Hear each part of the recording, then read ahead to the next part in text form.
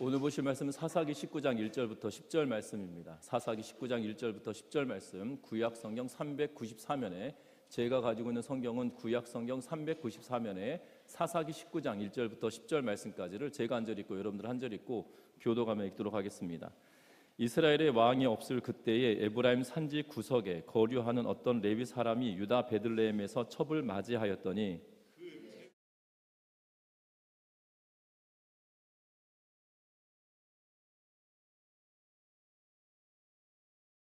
그의 남편이 그 여자에게 다정하게 말하고 그를 데려오고자 하여 하인 한 사람과 나귀 2마리를 데리고 그에게로 가매 여자가 그를 인도하여 아버지의 집에 들어가니 그 여자의 아버지가 그를 보고 기뻐하니라.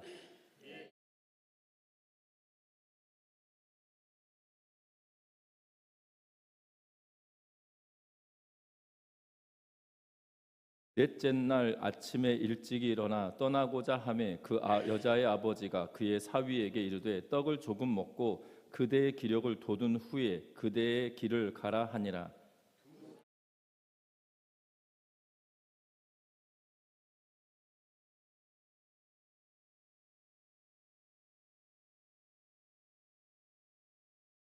그 사람이 일어나서 가고자 하되 그의 장인의 간청으로 거기서 다시 유숙하더니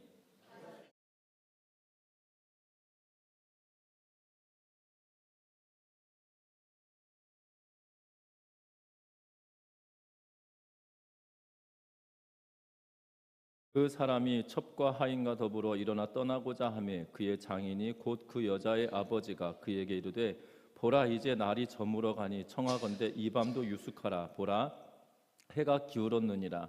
그대는 여기서 유숙하여 그대의 마음을 즐겁게 하고 내일 일찍이 그대의 길을 가서 그대의 집으로 돌아가라 하니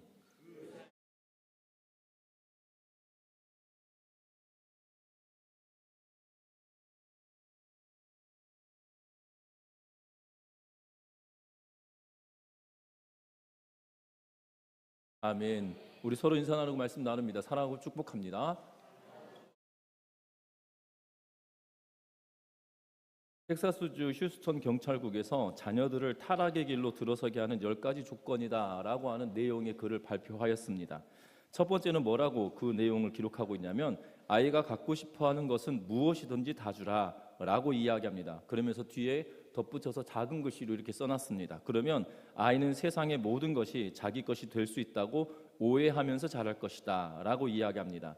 그리고 두 번째로는 아이가 나쁜 말을 쓸 때면 그냥 웃어 넘겨라 라고 하고 그러면 자기가 재치 있는 줄 알고 더욱 나쁜 말과 나쁜 생각을 할 것이다. 세 번째로는 그 어떠한 형태의 교훈적인 훈련과 교육도 시키지 말아라.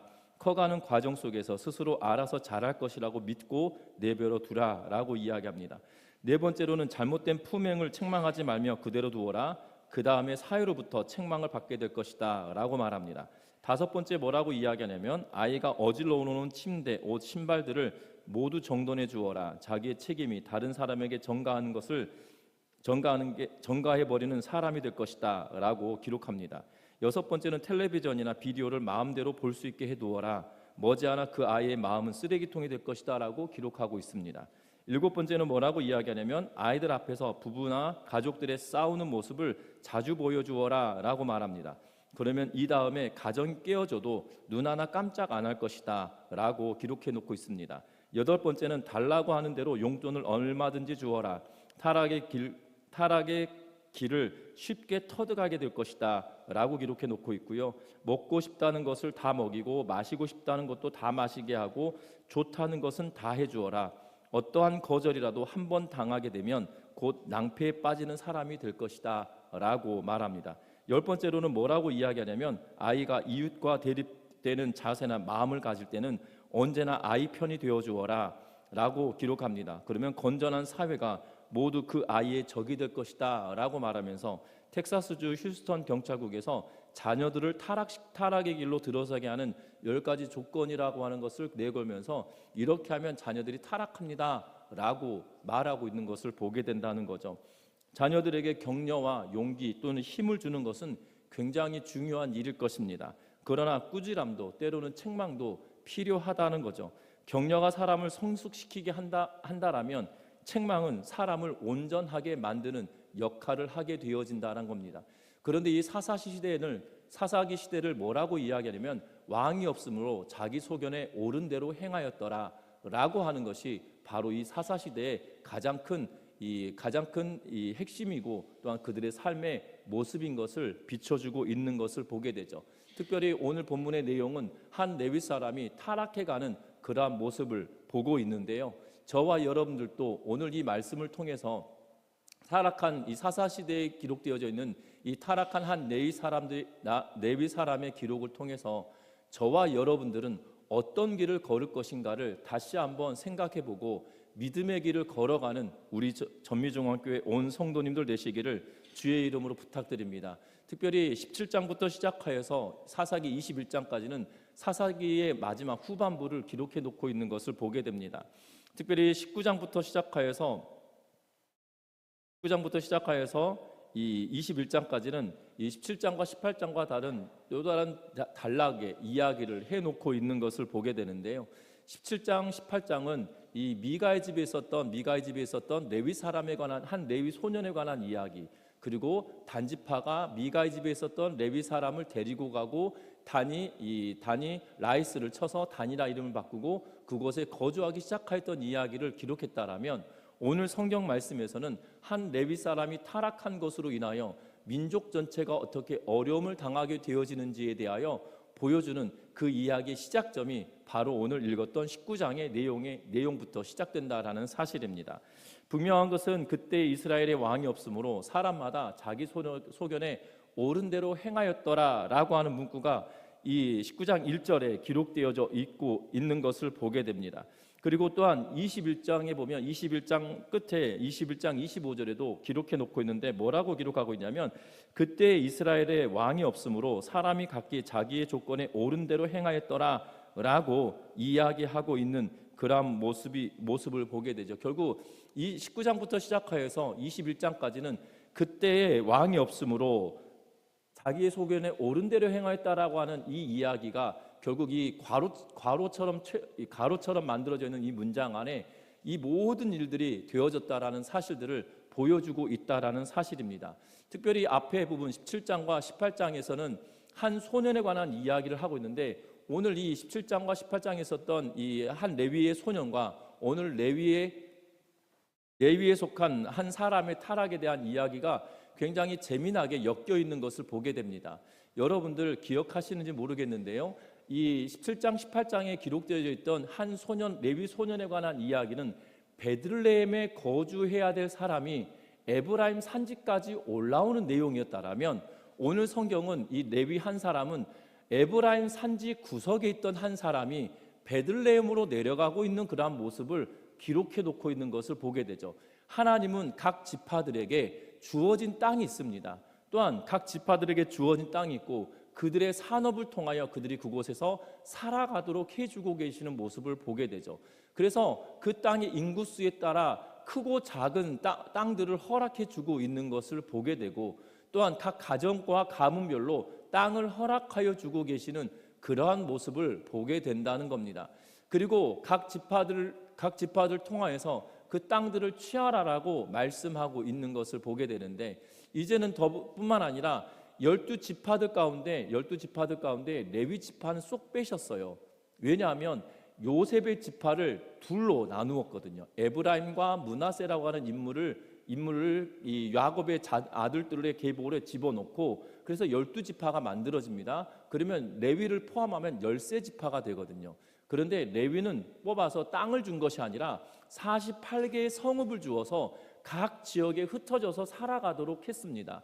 그래서 그 레위 사람들은 각 지역에 흩어져서 48개의 성읍, 한 지파별로 4개의 성읍에 거하면서 그곳에서 하나님의 말씀을 가르치고 하나님의 말씀대로 살아가는 것이 무엇인지를 알려주며 살아가도록 해주었던 것이 레위 사람들에게 48개의 성읍을 주었던 이유거든요.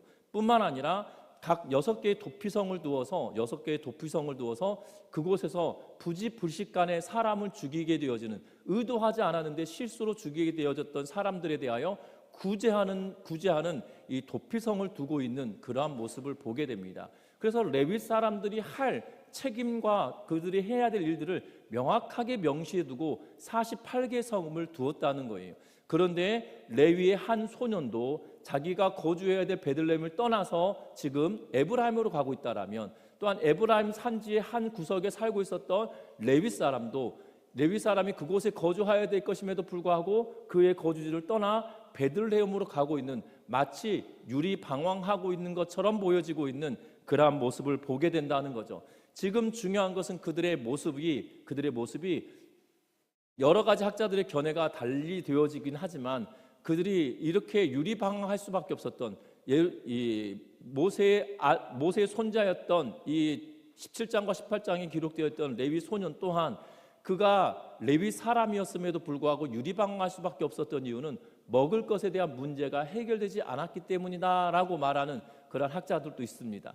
뿐만 아니라 타락하여서 그들이 많은 것들을 얻고자 하였기 때문에 움직였을 것이다 라고 말하는 학자들도 있는 것들을 보게 되죠. 그런데 둘 다 같은 것 같아요.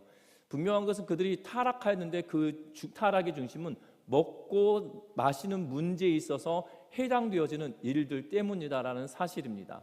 어찌 되었든지 간에 이 레위 소년도 마찬가지였고, 오늘 등장하는 레위 사람도, 에브라임 산지 구석에 사는 레위 사람도 마찬가지였다는 거죠. 이 1절 말씀에 보면 우리 같이 한번 읽어보는데요. 1절 말씀을 같이 한번 읽어봅니다. 이스라엘의 왕이 없을 그때에 에브라임 산지 구석에 거류하는 어떤 레위 사람이 유다 베들레헴에서 첩을 맞이하였더니, 아멘. 유다 베들레헴에서 첩을 맞이했다라고 말합니다. 레위 사람들에게 있어서만큼은 첩을 두게 하지 않고 있습니다. 그런데 첩을 두게 하지 않고 있고, 또한 땅을 소유하지 않도록 하고 있는데, 첩을 둘 수 있는 것은 유일하게 아들을 갖지 못할 때, 아들을 낳지 못하였을 때 첩을 두게 하고 있는 경우를 보게 되어져요.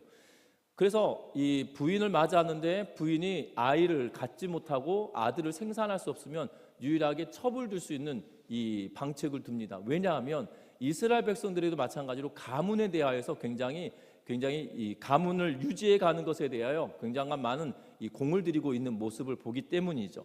하여튼간에 그런데 오늘 성경은 이 레위 사람이 자손을 아들을 낳지 못하기 때문이 아니라 그의 육적인 생각 때문에 첩을 얻었던 걸로 보여지고, 그 첩을 어디서 데려왔느냐? 베들레헴 땅에서 데리고 왔음을 이야기하고 있는 것을 보게 됩니다.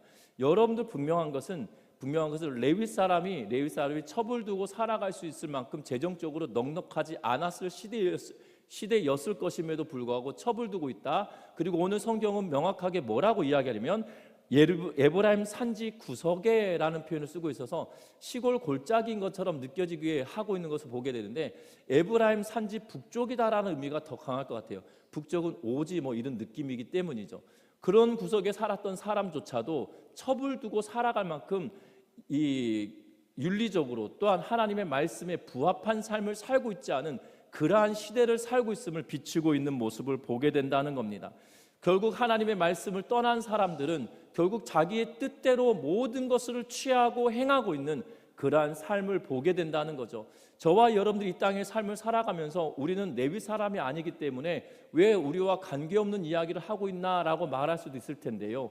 분명한 것은 베드로전서 2장 9절 말씀에 뭐라고 기록하고 있냐면, 그러나 너희는 택하신 족속이요 왕 같은 제사장들이요 거룩한 나라요 그의 소유가 된 백성이니, 이는 너희를 어두운 데서 불러내어 그의 기이한 빛에 들어가게 하시니 아름다운 덕을 선포하게 하려 하심이다 라고 말씀하고 있는 것을 보게 됩니다. 우리에게 뭐라고 말씀하냐면 우리는 거룩한 제사장이다 라고 말씀하고 있다라는 사실이에요. 다시 말하면 하나님을 믿는 이들은 바로 거룩한 제사장이 된다라고 말씀하고 있는 것을 보게 되죠. 그러면 저와 여러분들이 기억할 것은 레위인들만 하나님의 말씀을 붙들고 지키고 살아간다. 지금으로 따져 묻는다라면 목회자들만, 목사님만 하나님의 말씀을 지키고 순종하고 살아가는 것이 아니라 그리스도인들은 모두가 거룩한 제사장이고 왕 같은 제사장이다라고 말씀하고 있기에 저와 여러분들 한 명 한 명이 하나님의 말씀대로 지키고 순종하며 살아가는 것이 당연한 일이다라고 말하고 있다라는 거예요. 우리가 이 땅의 삶을 살아갈 때 우리는 생각합니다. 하나님 말씀을 듣는 것, 지키는 것이 대단하냐라고 말할 수 있겠지만 대단합니다. 왜냐하면 그리스도인들의 정체성을 가장 잘 드러내는 것이 하나님의 말씀대로 지키고 살아가느냐 그렇지 않느냐 이것을 따져 묻고 있는 것이기 때문이에요. 저와 여러분들이 그러하기에 하나님의 말씀을 우리의 마음 가운데 중심에 두고 그 하나님의 말씀대로 그것을 기준 삼아 살아가는 우리 점이중앙교회 온 성도님들 되시기를 주의 이름으로 부탁드립니다. 우리의 삶의 기준이 무너져 버리면 삶의 모든 양식이 다 무너져 버리게 된다라는 사실입니다. 여러분들 참 안타까운 것은 이 기독교인들 가운데 특히 기독교 목회자들 가운데 이 동성애 이 결혼에 대해서 이 축복 기도를 하여 주셨던 분에 대하여 이 교단이 치리를 했습니다. 그랬더니 소송을 걸었어요. 그런데 대법원에서 뭐라고 판결했냐면 이것은 교단이 잘한 일이다라고 이야기합니다. 왜냐하면 교단에서 목사 안수를 받을 때 뭐라고 선언하냐면 하나님의 말씀대로 지키고 순종하기로 결단하냐고 이 서약을 하게 하고 있는 것을 보게 되거든요. 목사 안수할 때 교단을 분문하고 하나님의 말씀대로 지키고 순종하고 따를 것을 선언합니까? 선서합니까? 라고 하면 네라고 대답합니다. 그런 과정을 거쳐서 목회자가 되었는데 성경에 위반되어졌던 일을 함으로 교단이 치리를 했는데 그것이 잘못됐다라고 소송을 건 사람들에 대하여 이것은 교단이 맞다라고 대법원 판결을 했거든요. 삶의 기준에 하나님의 말씀에 중심이 없으면 목회자든 아니든 간에 자기가 서야 될 자리, 서지 않아야 될 자리를 분간하지 못하는 일들을 보게 되어지죠. 분명한 것은 우리의 신앙인들도 마찬가지입니다. 저와 여러분들 한 명 한 명도 마찬가지예요. 하나님의 말씀이 내 삶의 기준이 되어지지 않으면 내가 어디에 서야 될지 어디에 서지 말아야 될지를 분별하지 못하는 것을 보게 됩니다. 첩을 두지 않아야 될 것을 깨닫지 못하고 자기의 욕망에 의하여서 첩을 두고 있는 레위인과 우리의 삶의 모습과 똑같아질 수밖에 없다라는 사실이에요. 그러하기에 하나님의 말씀을 우리의 중심에 두고 말씀대로 행하며 살아가는 우리 모두가 되시기를 주의 이름으로 부탁드립니다.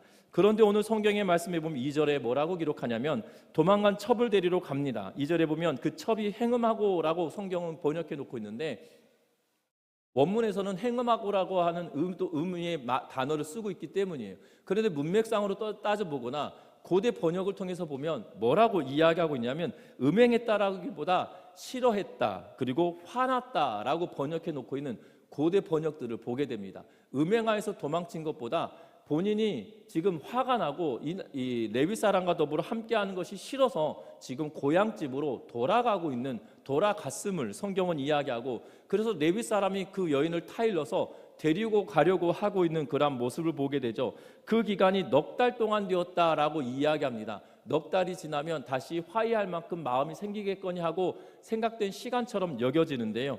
분명한 것은 이 도망친 이 첩을 데리러 베들레헴 땅까지 내려갑니다. 그리고 이 베들레헴 땅은 지금 에브라임 산지에서 그곳까지 거리가 직선으로 약 20km, 시간으로 따져본다라면 5시간 이상 걸어야 도착할 수 있는 거리이고요. 이 여인을 데려오기 위한 목적으로 나귀 2마리와 이 종 1명을 데리고 가고 있는 그러한 모습을 보게 됩니다. 첩과 그리고 레위인이 타고 올 나귀 그리고 이 그들과 동행할 이 사람을 데리고 갔다라고 오늘 10절 말씀에 기록해 놓고 있는 그러한 모습을 보게 되죠.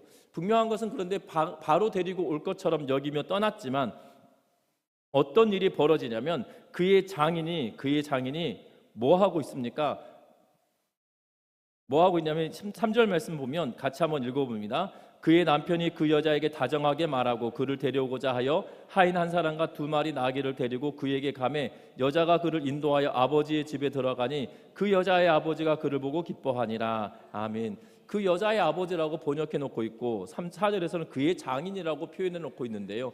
그러면서 먹고 마시며 유숙한 날짜가 어느 날짜냐면 3일 동안 그렇게 했습니다. 3일 동안은 그렇게 했다라는 거예요. 우리나라에도 그런 말 있잖아요. 100년 손님이다. 그래서 이 사위가 오면 뭘 잡아준다고요? 씨암탉을 잡아준다고 하잖아요. 씨암탉을 잡아주면 되나요? 안 되나요? 과거에는 지금 집에서 이 닭을 키울 때 씨암탉을 잡아준다는 것은 유정란을 생산할 수 있는 이 씨암탉을 잡아버리면 유정란을 생산하지 못하면 이 닭을 더 키울 수 있을까요? 못 키울까요? 그래서 제가 볼 때는 그 씨암탉을 잡아준 건 귀한 손님이기 때문에 가장 값진 것을 준다라는 의미로 개인적으로 해석해 보았습니다. 어찌 됐든지 간에 씨암탉을 잡아줄 만큼 100년 손님이다라는 개념이 우리나라에 있듯이 이 이스라엘 땅에도 있었던 걸로 보여져요. 그래서 3일 동안 대접하는 것이 그냥 그때의 관습이었다고 말합니다. 그런데 그 관습을 넘어서서 4일째 그렇게 되었고요. 5일째 그렇게 먹이고 있는 그러한 모습을 보게 됩니다. 떠날 생각을 하고 하루 종일 먹고 마시다가 저녁쯤 되어가지고 떠나겠다라고 하면 그 장인이 붙잡습니다. 네 번째 날, 오늘 너무 늦었으니 하루 더 자고 가라 라고 말합니다. 그래서 5째 날 아침이 밝았습니다. 하루 종일 또 먹고 마시다가 먹다가 해질 때쯤 돼가지고 떠나겠다라고 이야기합니다. 그랬더니 장인이 떠나겠다고 하니 만류합니다. 그러면서 장인이 하는 말이 있어요. 뭐라고 이야기하냐면 6절 하반절에 이 밤을 여기서 유숙하여 그대의 마음을 즐겁게 하라 라고 이야기합니다. 그리고 5절 하반절에 뭐라고 이야기하냐면 그대의 기력을 돋운 후에 그대의 길을 가라 라고 이야기하며 장인의 이야기를 들으며 기력을 회복하라라고 말하는데, 여기서 기력을 회복하다는 말은 피곤을 풀고 가라라는 의미로 말하고 있는 것을 보게 되는데요. 지금 장인어른이 이야기하자 그 말을 다 듣습니다. 분명한 것은 자기가 왔던 목적이 있고 그 목적에 따라서 움직이는 것이 우리 그리스도인들이거든요.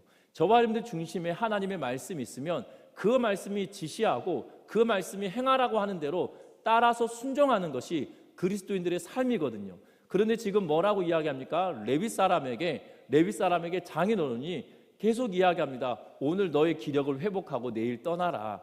오늘 유숙하여서 그대의 마음을 즐겁게 하고 나서 떠나라 라고 말합니다. 그리고 또 뭐라고 이야기하냐면 이 9절 하반절에서도 유숙하여 그대의 마음을 즐겁게 하고 내일 아침 일찍 떠나라 라고 이야기하며 말합니다. 여러분들 3일이 지나고 그 4일째 되는 아침에 떠날 마음을 먹었으면 떠나야 될까요? 안 떠나야 될까요? 떠나야 되거든요. 그런데 장인어른이 하루 더 있다 가라. 먹고 마시고 몸을 추스리고 떠나라. 여러분들 20km면 4시간 이상 걷는 길이라고 말씀을 드렸잖아요. 그러면 아침에 출발하면 오후께나 도착하는 그러한 시간이잖아요. 그러면 여러분들 해질 때 떠나면 언제 도착합니까? 밤 늦은 시간에 도착하거든요. 지금이야 가로등도 있고 불빛이 환하게 되지만 여러분들 과거에는 별빛과 달빛에 의지하여서 걸어 다녀야 될 때인데요. 여러분들 그것이 쉬운 일일 거라고 생각하면 큰 오산입니다. 우리나라에도 과거에 이 과거길을 보러 가면 해가 지기 전에 유숙할 곳을 찾아서 들어가고 있는 것들을 보게 되죠. 그래서 이 곳곳에 객사들이 있던 것들을 보게 됩니다. 그렇지 않으면 맹수들에게 잡아먹히는 것은 다반사였기 때문이고 호랑이가 출몰하는 일들이 있었던 것이 조선시대의 이야기들을 보면 꼭 등장하는 것이 호랑이에게 잡혀먹었다라는 이야기들이 있죠. 여러분들 그리고 도적들에게 잡혔다라는 이야기도 있는 것을 보게 됩니다. 밤에 움직인다는 것은 과거에나 지금 이 사사기 시대를 따져본다면 지금부터 3,000년 가까운 시간이거든요. 여러분들 그 전에 그런 삶을 살았다는 것, 밤에 움직인다는 것은 쉬운 일이 아닙니다. 그런데 자기가 해야 될 일을 망각해 버리니 장인어른이 하는 이야기에 귀를 기울일 수밖에 없다라는 거죠. 우리는 요새 이런 걸 보고 뭐라고 하냐면 팔랑귀를 가졌다라는 표현을 쓰죠. 그냥 장인어른의 말에 그냥 훌떡 넘어가 버리는 모습을 보게 됩니다. 그리스도인들 또한 마찬가지일 수 있어요. 우리의 중심에 하나님의 말씀이 없으면 세상의 말에 귀를 기울이고 세상의 말에 관심을 갖게 되고 세상의 말이 그게 옳은가 보다라고 여기게 되어지는 것을 보게 됩니다. 그리스도인 가운데서도 세상이 말하는 대로 추종하며 세상이 말하는 대로 쫓아가는 이들이 얼마나 많은지 모릅니다. 그런데 우리가 기억할 것은 세상이 말한 것이 모두가 옳은 것이 아니라는 거예요. 때로는 옳은 것이 있을 수도 있습니다. 그러나 다 옳은 것이 아니라는 거예요. 그리고 그 옳은 것도 한계가 있다라는 거고 그 한계에 머물렀으면 속히 떠나는 것이 당연한 일일 것입니다. 그런데 내가 그것에 빠져서 허우적대고 있음에도 불구하고 말씀의 기준이어서 살아가 될 우리들이 말씀과 상관없이 세상의 말에 귀를 기울이며 살아가면 우리 또한 동일한 레위 사람과 동일한 사람이 되어진다는 것을 기억하면서 저와 여러분들이 말씀이 내 삶의 중심이 되어서 흔들림이 없이 세상의 말에 귀를 기울인 것이 아니라 하나님의 말씀에 귀를 기울이며 우리가 행해야 될 바를 망각하지 않고 살아가는 우리 모두가 되시기를 주의 이름으로 부탁드립니다. 뿐만 아닙니다. 오늘 성경에 보면 밤늦게 길을 떠나게 되어지는 것을 보게 되죠. 그래서 9절 말씀에 보니까 그 사람이 첩과 하인과 더불어 일어나 떠나고자 할세 함에 그 장인이 곧 그 여자의 아버지가 그에게 이르되 보라 이제 날이 저물어 가니 청하건대 이 밤도 유숙하라 라고 말합니다. 여러분들 이렇게 단호하게 떠날 것이었으면 언제 떠나는 게 맞습니까? 아침에 떠나는 게 맞습니다. 그런데 밤에 떠나게 되었다는 거죠. 여러분들 해가 질 때는 여름에 해가 지는 것이 해가 길기 때문에 해가 지는 것이 좀 더디게 지는 것 같습니다. 그래서 늦은 시간이어도 이 하지 때가 되면 8시 반이 되었는데도 어슴풀에 이 빛이 여전히 남아 있어서 그렇게 어둡다라는 생각이 들지 않을 때가 더 많은 것을 보게 되죠. 그런데 겨울밤은 어떻습니까? 해가 지면 어둠이 급작스럽게 찾아오는 것을 보게 됩니다. 그래서 여름 하지의 밤과 하지 때 해가 넘어가는 것과 동지 때 해가 넘어가는 것이 어둠의 차이가 분명하게 다른 것을 보게 되죠. 여러분들 지금 해가 질 때쯤이면 어느 순간에 밤이 엄습할지 모르는 상황입니다. 여러분들 별빛과 달빛에 의지하여 길을 걸어야 되는 사람들에게 있어서만큼은 진짜 무서운 것이 밤행이거든요. 그런데 여러분들 밤행을 한다는 것은 어떤 의미냐면 내가 발생할 위험에 스스로 뛰어드는 겁니다. 불난 곳에 이 짚을 껴안고 뛰어든 것과 다를 바가 없다는 거예요. 불난 곳에 뛰어들어야 될 상황이 된다면 어떻게 해야 됩니까? 몸에 물을 충분히 끼얹고 그리고 몸에 불이 붙지 않도록 최대한 준비를 하고 들어가는 것이 마땅한 일인데 불난 곳에 들어가야 되는데 들어갈 수밖에 없는 상황인데 이 볕단을 쥐고 뛰어드는 거 몸에 기름을 뿌리고 들어간 것과 다를 바가 없다는 거죠. 지금 이 레위 사람이 판단력이 흐려지니 어떠한 일이 벌어지고 있냐면 중심이 흔들려 버리고 세상 사람의 장인어른의 말에 세상에 귀를 기울이고 살아가면 결국 판단력이 흐려져서 떠나야 될 때와 떠나지 말아야 될 때를 분간하지 못하는 상황까지 오게 된다는 겁니다. 저와 여러분들도 마찬가지예요. 신앙생활에 내가 떠나야 될 때가 있고 떠나지 않아야 될 때가 있고 판단해야 될 때가 있고 판단하지 않아야 될 때가 분명히 있음에도 불구하고 우리의 귀가 어두워지고 우리의 마음이 어두워지면 결국 그 판단이 잘못된 결말을 낳는 대로 떠가게 되어진다는 것을 기억하며 저와 여러분들이 말씀을 기준 삼아 믿음으로 살아가는 우리 전미중앙교회 온 성도님들 되시기를 주의 이름으로 부탁드립니다. 말씀을 맺으려고 합니다. 이 시대는 정말 하나님의 뜻이 아니면 하나님의 말씀이 아니면 살아내기 힘든 그러한 시대를 살아가고 있습니다. 분명한 것은 하나님을 왕으로 믿지 않고 살아가는 시대에 그리고 각자 옳다라고 여기고 살아가는 시대가 지금의 시대나 사사기 시대의 시대와 다르지 않다라는 거죠. 그러나 믿음의 사람들은 우리 안에 하나님의 말씀이 기준이 되어져서 그 말씀을 기준 삼아 살아가는 시대가 되었다라는 겁니다. 세상은 끊임없이 말합니다. 권위가 없는 시대가 되었다. 절대 진리와 절대 가치가 없는 시대가 되었다라고 이야기합니다. 그럼에도 불구하고 믿음의 사람들에게 있어서만큼은 절대적인 진리와 가치가 있다라고 여기며 그 말씀을 부여잡고 살아가는 우리 전미중앙교회 온 성도님들 되시기를 주의 이름으로 부탁드립니다. 레위인의 이야기는 단순히 성직자에 관한 이야기가 아니라는 거예요.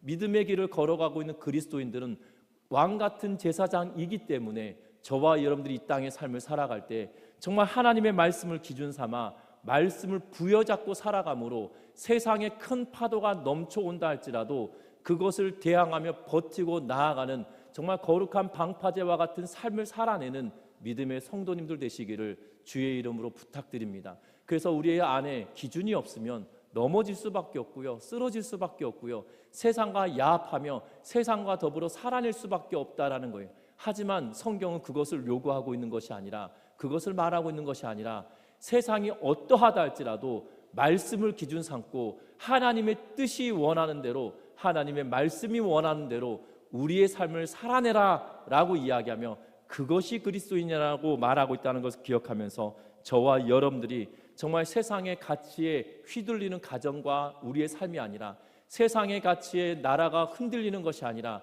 믿음의 가치에 의하여서 이것을 품고 기도함으로 세상이 흔들린다 할지라도 믿음으로 견고하게 서며 나아가는 우리 모두가 되시기를 주의 이름으로 부탁드립니다. 찬양하시겠습니다.